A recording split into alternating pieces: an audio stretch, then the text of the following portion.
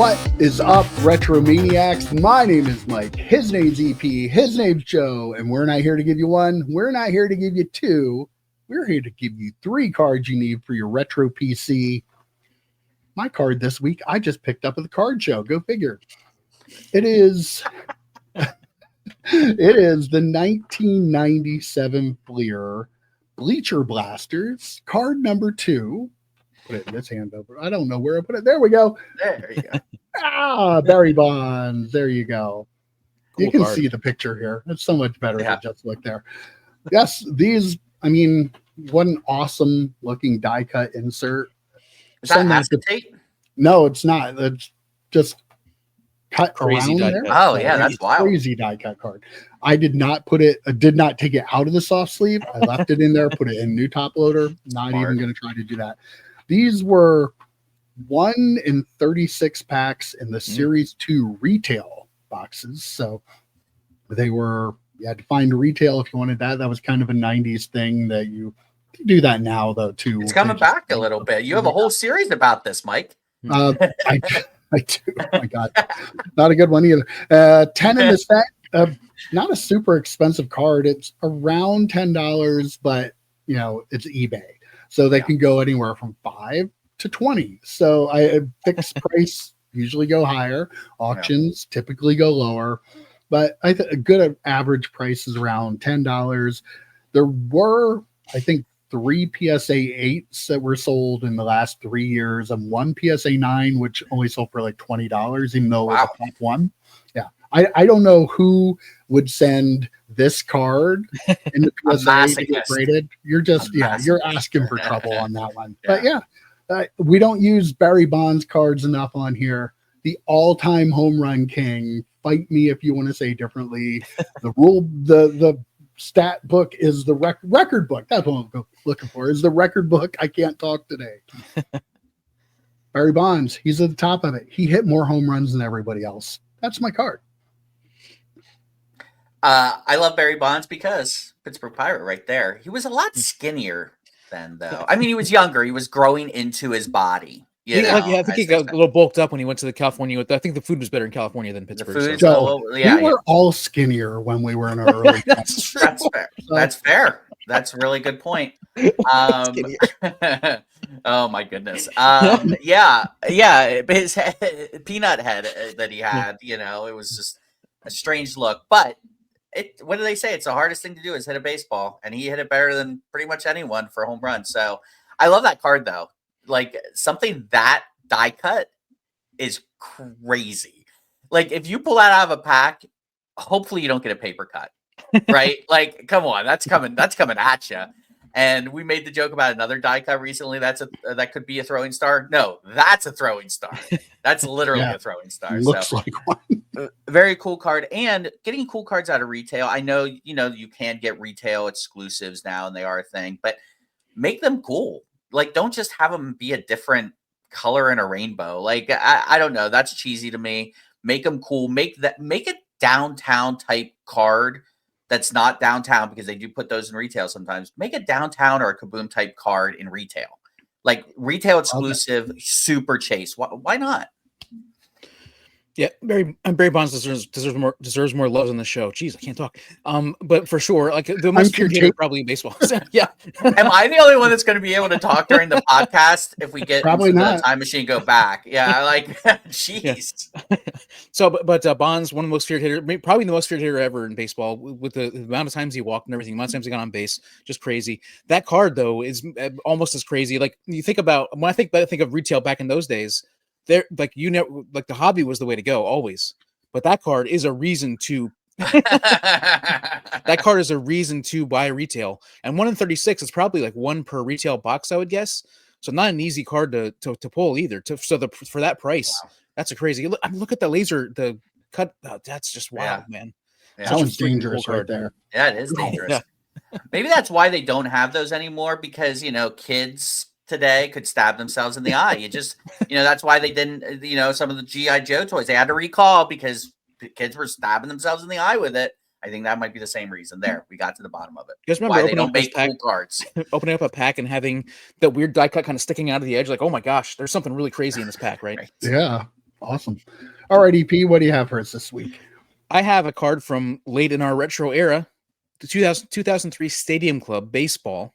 This was given to me, I believe, by my buddy Rob. This is a Bernie Williams license to drive bat relic card, game used bat relic card, made to look a little bit like a driver's license. It's got a little barcode in the back, and it's got his name as Burnaby F. Williams on this instead of Bernie Williams. One of the core players from baseball's dynasty. This card is I think if you're gonna try to buy it right now, it's like $10 to $15. There's a bunch of cards in the set. The Pujols is probably the most expensive card out of the entire set. It's probably a $20 card. So I mean, they're all bat relics at that year. That a bunch of bat relics. There's no odds listed on TCDB that I could find, but I'm guessing, considering there's only 50 total cards from the set listed on eBay right now, they're probably a little difficult to find. But it'd be kind of a fun set to put together, just because they're the design and everything. Again, I got this one free, but you can get one for about probably $10 if you wanted to buy one. Just a cool card of a player who there's a lot of players in this set that are like Bernie Williams, like an Andrew Jones, those kinds of players, Adrian Beltre. So there you go. I love it. It's not Alonzo Mourning card. It's not a Tiki Barber card, and it's not a Ken Griffey Jr. card. So Or Barry Sanders. Throw him into the mix too. Yeah. Yeah. I pretty like how you're, branching out there, EP. This is a new leaf for you. Right? I love that card, though. I mean, again, we talk all the time about how inexpensive a lot of those early 2000s jersey cards are, and they were making a ton of them in the sets at the time, so I guess that's kind of what killed it. But I mean, they're great cards for collectors to pick up now. If you like, you're a Yankees fan and you can get that card for like $10, that's like an instant buy. Yep. You said there's 50, so I guess there's one per state. I would. Oh, no, there are only 50 listed on eBay right now. Okay. The set is less than 50, but there's only 50 total listed on eBay right now. So I was curious if that's just the standard design, or if like they had, like, depending on where the player played, if they had the actual driver's license design of that state, because I think that would be really cool. I know Leaf does some stuff with like driver's license plates and state flags and stuff. I think that's really cool to bring that into it. License Drive. Who made that set, EP? I was Stadium Club, top Stadium Club. Yeah. They should make a golf set, License to Drive, and have like pieces. Yeah. Like, how cool would that be? I mean, there's meat on the bone, as they say, for that IP. They should really do something more with that. I don't know if they still make that set, but there's potential there. I like it. All right, Joe, wrap us up.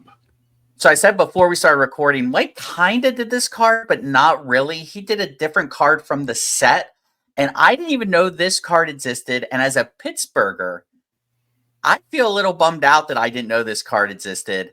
I'm going to give a shout out to a friend of the channel, Brad. I think he's Card Guy 72. He comments on our videos quite a bit. He sent me this card on IG, and he said, "Have you seen this card?" You know, being a Pittsburgh guy, I said, "No, I never have, but it's going to be on 3 cards. I'll tell you that right now."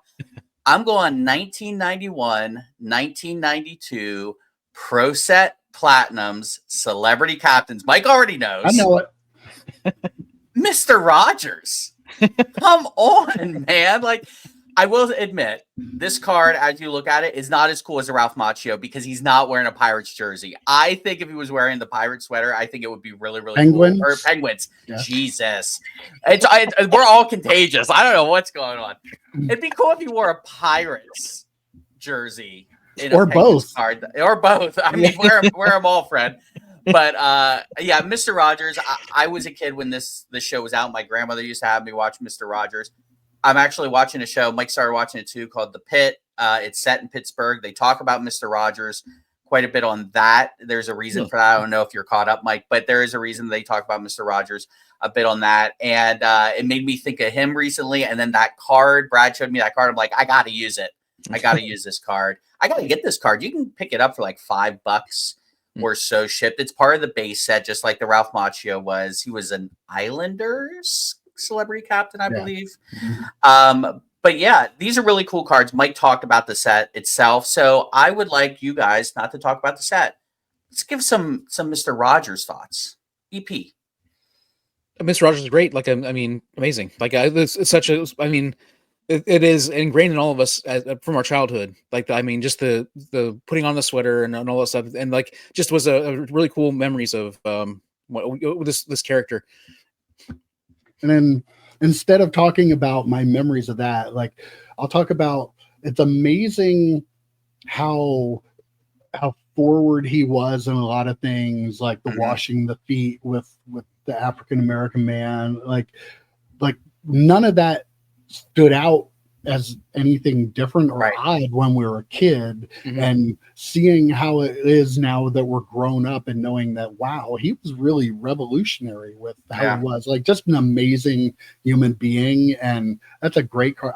Like I said, I have a lot of these somewhere, so I do if need you have a Mr. Rogers, if you find those and have a Mr. Rogers, I'd rather have one from you than one from eBay. But yeah, if you go through and look, but it's a really cool card, and you guys are right. Like, I mean, we kind of need someone like Mr. Rogers in the world today, don't we? I mean, yeah, just such a great person, and just like you said, Mike, revolutionary for its time, and so like in the lexicon of the world back then. They did a spoof of him on SNL with Eddie Murphy and Mr. Robinson's Neighborhood. Just fantastic stuff. So yes, that's my card. Probably Mr. Rogers rookie card. I don't know. Take it for what you will. And he's wearing, or he's a Penguins captain, not a Pirates captain. Penguins.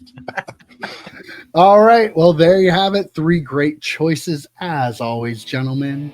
I'm out of here. I'll catch you next week. See you guys. See you, boys. See ya.